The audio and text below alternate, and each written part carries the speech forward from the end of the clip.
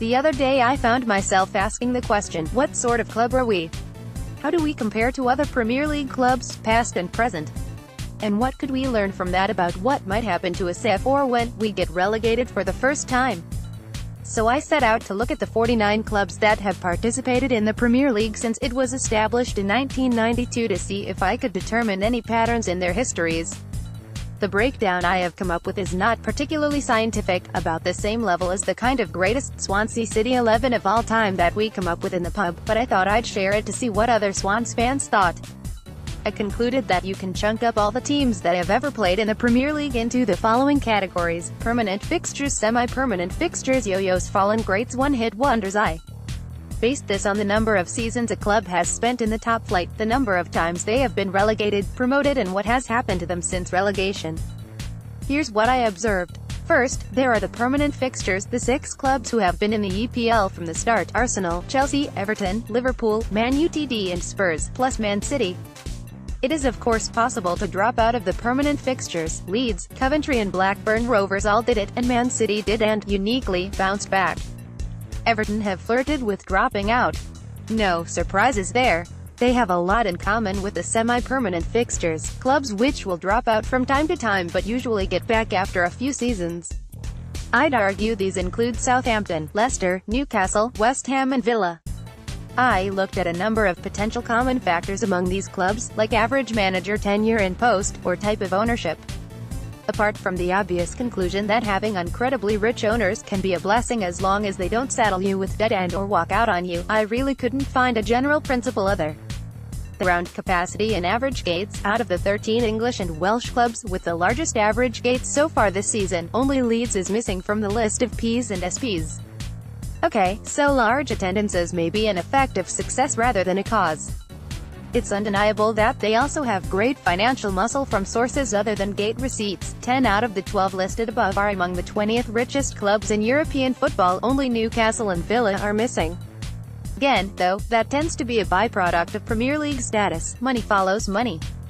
Then there are the yo-yos, clubs which swap between the EPL and the Championship at regular intervals: Sunderland, Middlesbrough, Norwich, Birmingham, Bolton, Hull, Palace, QPR, Watford, West Brom, Wolves and arguably now Burnley, with 3 spells in the Premier League under their belt.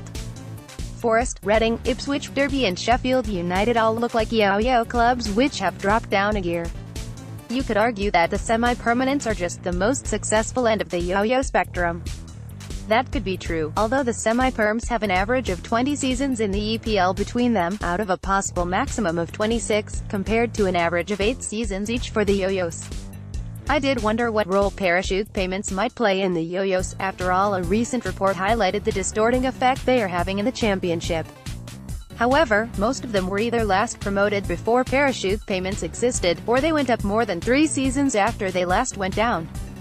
Only Norwich, QPR, Burnley and Hull have bounced back quickly in the age of parachute payments, so they could be said to have benefited from parachute payments, but on the whole, parachute payments don't seem to be the main key to yo-yo status.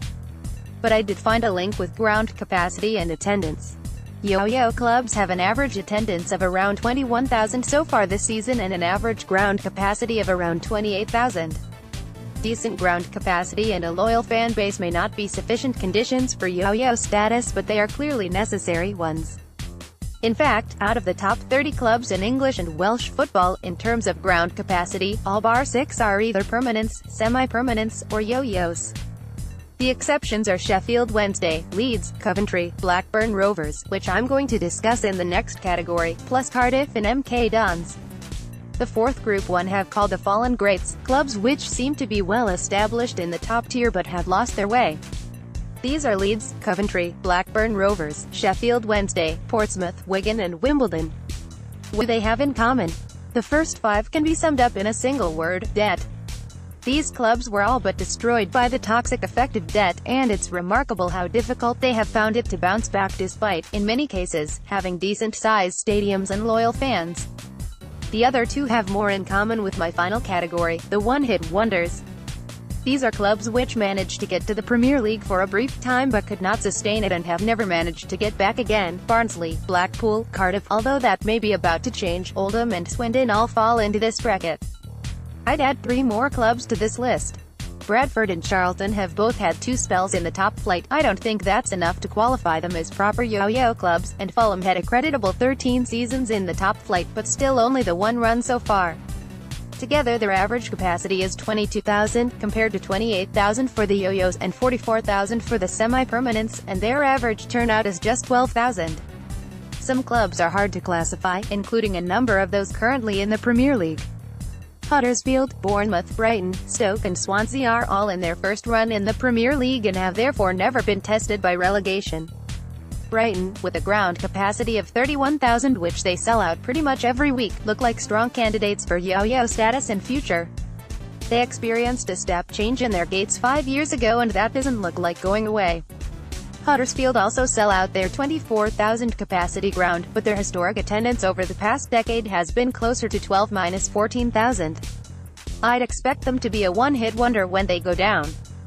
Bournemouth should be a one-hit wonder, but if they can get their new stadium built and hang on to owner Maxim Demon, they could be a potential yo-yo club.